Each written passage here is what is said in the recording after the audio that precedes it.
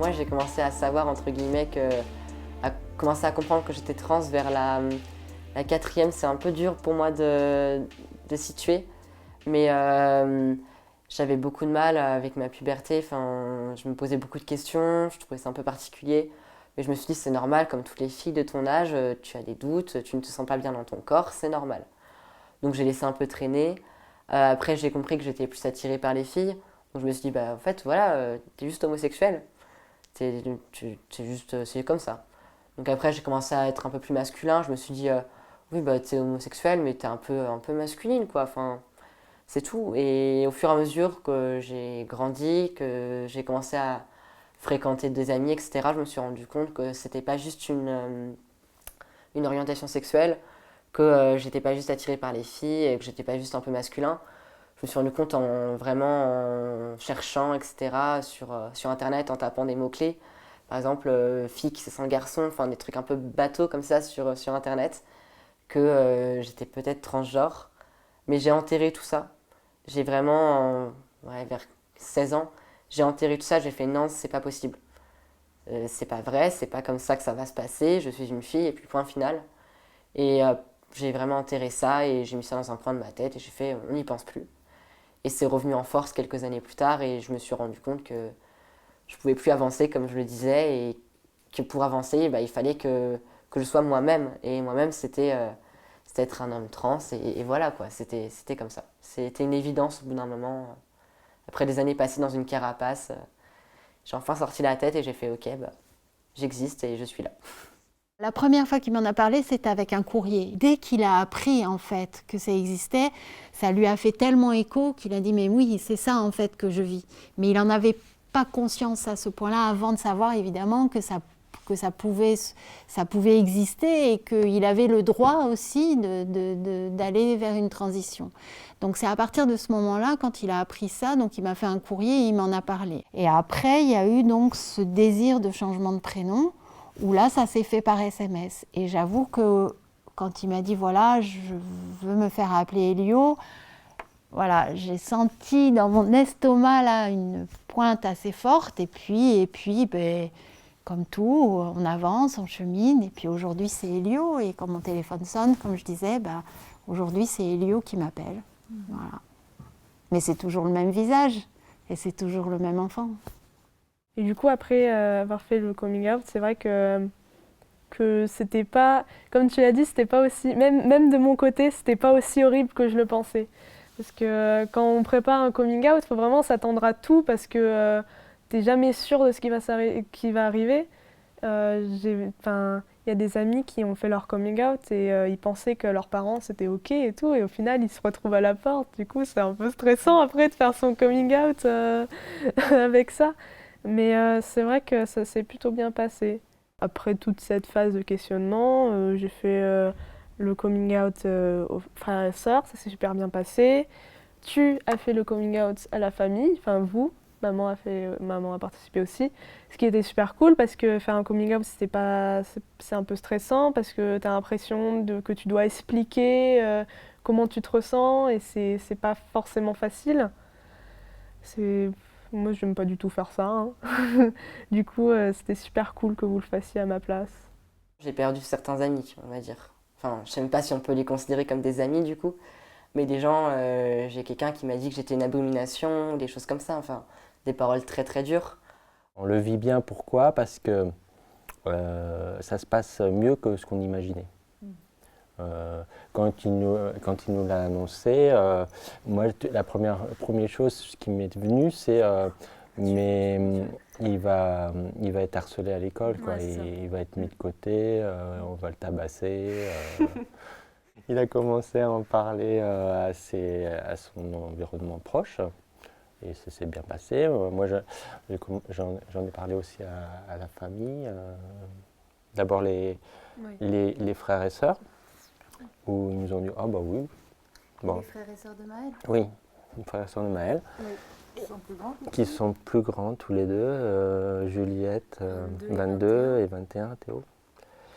Et donc les deux, voilà, on faisait tout un pataquès aussi. On allait faire réunion familiale, Au final, la non. grande Au annonce. final, c'était relativement... Et en fait, oui, en fait, Théo, je l'ai dit moi-même. ils nous ont dit, ah bah oui, oui, on savait. Hein. Juliette, non. Théo plus que Juliette, parce Mm. qu'ils avaient passé plus de vacances ensemble. Mais... Théo, ça a été le premier de la famille à bien me genrer. Voilà. Alors moi j'ai eu plusieurs coming out, c'est ça qui est assez intéressant à expliquer. Donc il y a eu mon premier à mes amis de lycée, donc ça devait être vers 2017. Donc j'ai commencé à leur en parler, que je me sentais pas bien dans mon corps, qu'il y avait quelque chose qui n'allait pas. Donc j'en ai parlé d'abord à une personne, puis à deux, puis à trois. Toute la classe est venue ensuite.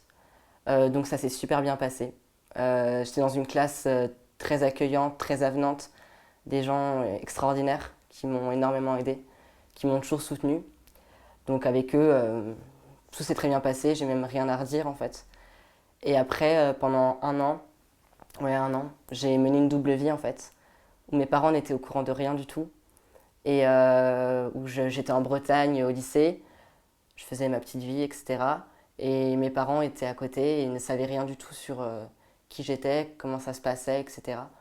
Et c'est au bout d'un an que je leur en ai parlé, juste avant de rentrer à la fac, parce que j'avais besoin de m'inscrire avec mon prénom que j'utilisais dans la vie de tous les jours, qui n'était plus le même que celui par lequel ils m'appelaient.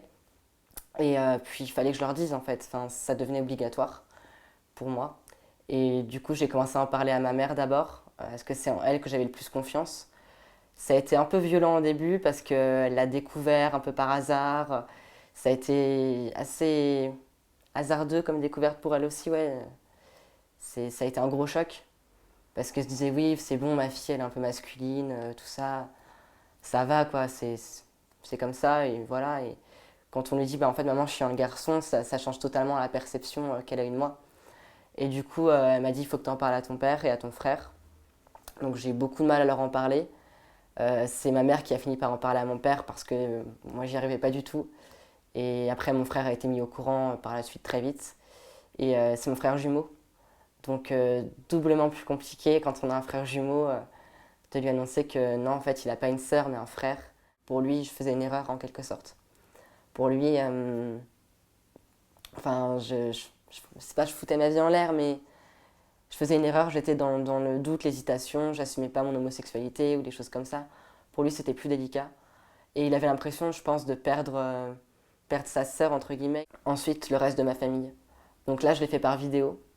J'ai fait une petite vidéo très courte de 2 ou 3 minutes où j'expliquais ce que c'était être transgenre, pourquoi, depuis quand. Et je l'ai envoyé sur un groupe Messenger à toute ma famille. Et ça a été très stressant. Je pense que c'était l'heure la plus stressante de ma vie. Et j'ai reçu plein de commentaires super positifs. Les gens m'ont dit bon, ça va être un peu compliqué, mais on t'accepte. Enfin, c'est comme ça, on n'a pas trop le choix. C'est soit on te rejette, soit on t'accepte. Donc ça s'est plutôt bien passé. Il y a quand même eu des questions un peu compliquées que les gens se posaient, des questions indiscrètes, etc. Mais je leur en voulais pas au début parce que je pense que c'est tellement délicat comme aspect, la transidentité, c'est quelque chose qui est très délicat dans la société, qui est très tabou. Donc je leur en voulais pas du tout qu'ils soient hasardeux au début. Je les ai très vite repris, ils ont très vite compris. Et maintenant, ça se passe plutôt très bien, même avec le reste de ma famille. Du coup, j'ai rencontré quelques soucis, notamment avec mes parents au début, qui ne comprenaient pas du tout pourquoi ça a été si soudain en fait. Parce que moi, ça faisait un an que j'y vais en tant que garçon, que j'étais avec mes amis, que tout le monde m'appelait Marius, me genrais au masculin. Donc pour moi, c'était totalement normal en fait. Et mes parents m'ont dit c'est très soudain pour nous, on n'a rien vu venir. Alors que j'essayais de mettre des petites infos par ici par-là. Enfin, c'était assez drôle d'ailleurs. J'essayais de dire oui, regarde, il y a un reportage sur les personnes trans ce soir à la télé. Ou oh, j'aime bien cet artiste-là qui était une artiste trans. Enfin, des petites choses comme ça. Je m'habillais de plus en plus masculin. Je portais des pulls triple XL, enfin des trucs un peu bateaux, mais qui, je pense, avaient un signe, donnaient des signes. Et après, mes parents ont eu pas mal de mal à accepter que je commence les hormones, etc. Ils avaient peur de me perdre, en fait. Ce qui était difficile pour moi, même douloureux, c'était que j'avais donc cette deuxième fille. J'étais très, très contente. C'est une fille, je voyais grandir cette fille qui allait devenir une jolie fille, enfin voilà. Cette femme qui allait advenir, et bien tout d'un coup, bim, ben non, c'était pas une femme. Et ça, ouais, ça a été douloureux, ouais. Alors pourquoi, je sais pas, mais ouais, ah ouais. Ça a été comme un deuil un peu. Alors je sais que c'est pas le cas parce qu'on perd pas son enfant, mais il y a quand même quelque chose à faire d'accepter la perte de cette future femme en fait. Et oui, ça restera douloureux, je pense. Mais bon, il y a un jeune homme maintenant qui va bien, donc c'est ce qui compte. Et voilà, il y a beaucoup d'amour entre nous et il m'a beaucoup aidé. Moi, j'ai fait ce que j'ai pu, mais lui m'a beaucoup aidé avec beaucoup de maturité, de détermination, parce qu'il est jeune quand même, hein, il a 21 ans, c'est fait, il est autonome. Bon. Voilà. Je me souviens d'un jour où ma maman est venue me voir et m'a dit mais Marius, si tu as besoin de me parler, parle-moi, etc. Et en fait, j'ai jamais voulu saisir cette main qu'on me tendait parce que j'avais peur. Et j'ai jamais eu autant peur de ma vie que pendant cette année, en fait. Et je pense que c'est hyper important quand on tend une main, essayer de la prendre.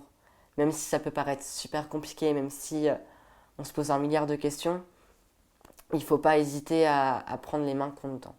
Enfin, c'est quelque chose qui est très important parce qu'on ne peut pas forcément aller mieux en étant seul. Et ça, c'est vraiment important de s'entourer, même si ce n'est pas notre famille, ça peut être des amis, des proches, mais essayer de s'entourer, jamais rester trop seul. Parce que c'est là où ça devient compliqué, où on est seul face à nous-mêmes et on ne peut pas avancer comme ça. C'est pas grave, et même ça, c'est pas vrai, mais on trouvera un endroit pour être nous-mêmes, nous-mêmes. C'est pas grave, et même ça, c'est pas vrai, mais on trouvera un endroit pour être nous-mêmes, nous-mêmes.